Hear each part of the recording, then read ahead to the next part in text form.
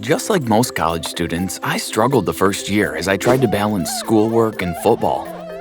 In high school, being the best athlete at school came naturally to me, but in college, I needed to prove myself to everyone. I worked my butt off, and in my second year, Coach named me the team captain. Some guys like Nick, who were 1 year older than I was, didn't like the idea that someone younger than them was the team captain. They thought they deserved the spot because they were there longer. Needless to say, he made my life a living hell for the first month until Coach said he would forfeit every game this season if we didn't work together.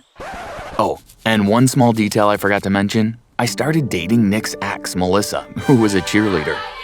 Before I continue, don't forget to like this video, subscribe to our channel, and tap that notification bell. In my defense, I didn't know that she was his ex until about 2 weeks after we started dating.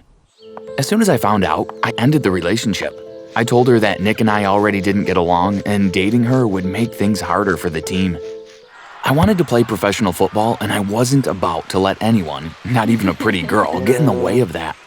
Melissa wasn't too happy about that and we never really spoke again after that. Months passed by and Nick and I buried the hatchet. It felt good not having to look over my shoulder. One evening after we won a game, the team and I went by Kellyanne, one of the cheerleaders' homes, for a celebration party. While dancing, someone tapped me on my shoulder. I spun around to see Nick. Sorry to cramp your style, but I need a huge favor.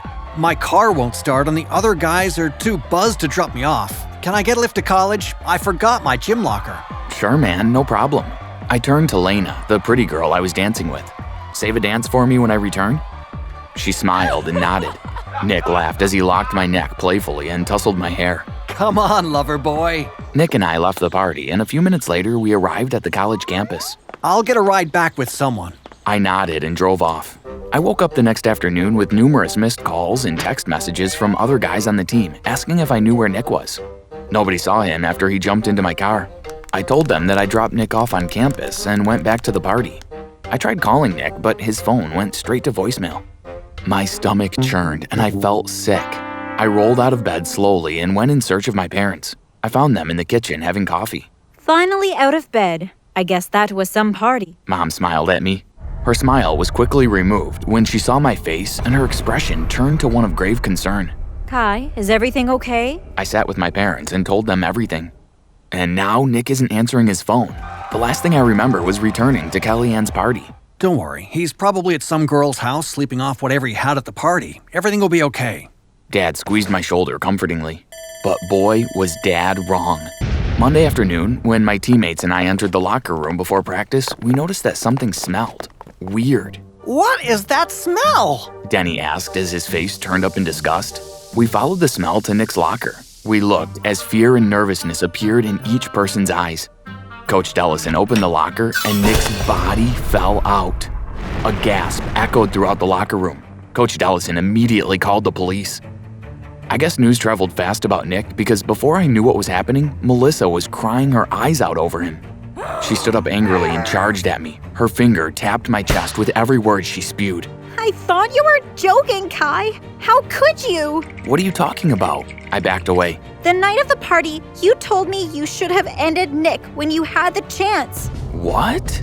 Bella pulled her phone from the pocket of her cheerleading uniform and played a video of me saying, I should have ended Nick when I had the chance. Police sirens wailed outside. Parents were called, and soon every member of the team was questioned about their whereabouts on the night of the party. Coach suspended me from the team, and the police told us not to leave the country. By the next day, photos of me were plastered in every newspaper, printed and online. Star athlete, main suspect in murder. With all the bad publicity, my chances of playing professional football were flushed down the toilet. My parents insisted that I stay home until investigations were completed. My parents and I were trapped in our house since reporters were camped outside. The next day, there was a knock on the kitchen door. Don't open it. Mom shouted. I'm sick and tired of those reporters. We tried to ignore the knocking, but it persisted. Eventually, Dad yanked open the door with a baseball bat in hand, ready to charge at the person on the other side. It's me, the woman whispered. Mom and Dad and I shared looks. There were two people, a man and a woman, standing by the door, both of whom we had never seen before. Luggage at their feet as they tried to push the reporters back. Are you going to let your only daughter in or not? Mom yanked both people inside and slammed the door. She hugged the woman. Tammy, You're home! Tammy was my older sister who studied at a makeup effects school where she learned how to do prosthetic facial masks. As soon as Mom released Tammy, she and her boyfriend, Lucas, removed the prosthetics from their faces. We knew that the reporters would have recognized us, so I made us some disguises. Tammy sighed. She walked over to me and squeezed my hand. How are you holding up? I guess as good as I can under the circumstances. I rubbed the back of my neck. Don't worry. Lucas and I are here to help. We will get through this. She hugged me tightly. Let's go up to your room. We have a plan. Once upstairs, Tammy told me that she created foam latex prosthetic masks for all of us to go undercover. How are we going to leave the house? I asked. Simple. She smiled slyly. We'll use the basement window. It's hidden from sight behind the bushes. I raised an eyebrow and Tammy laughed. You really think I was stuck in my room all those years studying? She winked at me. My mission was to go to one of the weekend parties, find Melissa, and see what she knew about Nick's murder. I used Lucas's clothing and his Porsche, which was parked in a paid parking lot 2 blocks from home. I snuck out of the house through the basement window and easily avoided the reporters. At the party, I quickly scanned the crowd for Melissa. When I found her, I didn't go to her. It wasn't long before she approached me. We chatted for a few minutes and she gave me her number. I told her that I needed to leave and I made sure she walked me out to the Porsche. I smiled and I told her that I would give her a call and drove off. So, how did it go? Tammy asked excitedly as she burst into my room as soon as I got home. She fell for it. She didn't realize it was me and she gave me her number. Great. Let her squirm a bit. Give her a call in 3 days. As much as I wanted to call Melissa and get this over and done with, I knew Tammy was right. On the 3rd day, I gave her a call from Tammy's phone and asked her to dinner. I took her to one of the finest restaurants in town. She took pictures of everything and posted it on her Insta story. After dinner, I took her to the Lady Young Road Lookout. Did you enjoy dinner? I smiled at her. It was great. I can't wait to boast to Kelly Ann. Denny never takes her anywhere. I heard someone mention Kai while at the party. Is he your boyfriend? He's an ex and a murderer. Melissa stiffened and turned up her nose. So should I be worried about him? I chuckled.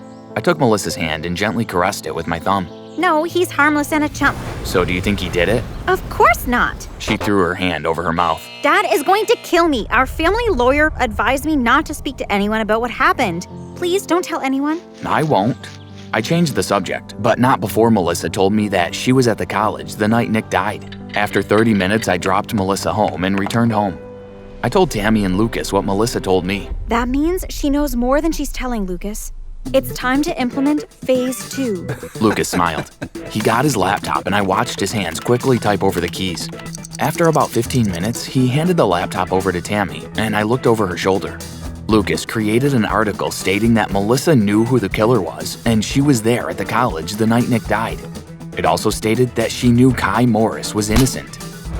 By the next day, the reporters were camped out by Melissa's house and my family and I breathed a sigh of relief. In a brief news announcement, Mr. Brown, Melissa's father, told the reporters that they had nothing to hide and if they wanted any information on Nick's death, they would have to contact their lawyer. Mr. Brown then slammed the door in the reporter's face. Okay, now it's my turn to go undercover. Tammy said as she pulled out her mask. Over the next few days, Tammy infiltrated Melissa's circle by disguising herself as another student. Kelly Ann told Tammy that Melissa was seeing someone else from the team, but she was hush-hush about it, and that's why she was at the college the night of the party. As soon as Tammy relayed that information to Lucas and I, Lucas wrote another article stating that Melissa was dating someone else from the team, and maybe she and her secret lover murdered Nick, or at least knew who did it. Now that enough heat is on Melissa and the team, it's time for the final phase. Lucas smiled as he pulled out her mask. Lucas arrived at the college the next day and watched as the team practiced for the big championship game.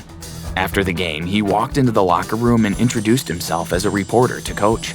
Lucas told the coach that he wanted to do a story on the team that would highlight how great the team is and remove some of the stigma with what's going on.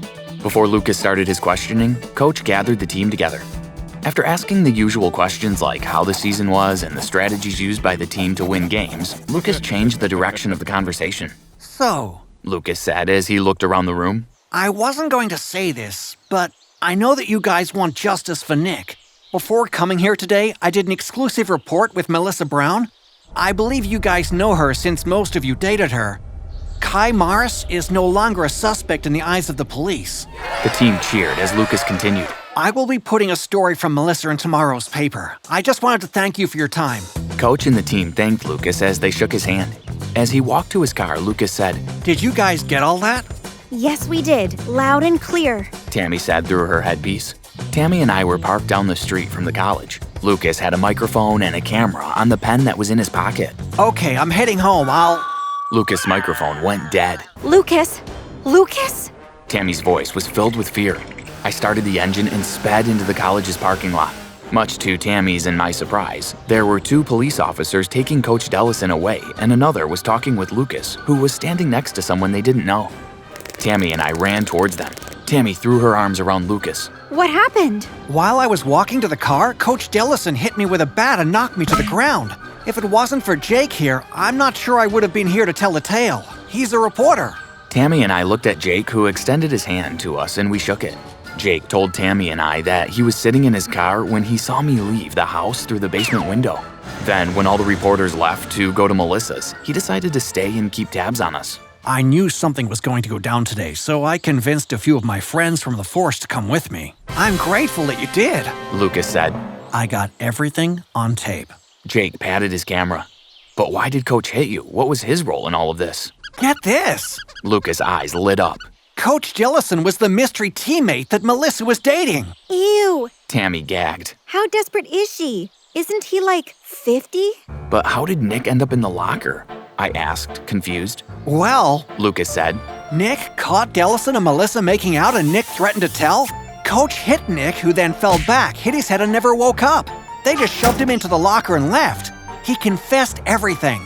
I thanked Tammy, Lucas, and Jake for helping me clear my name.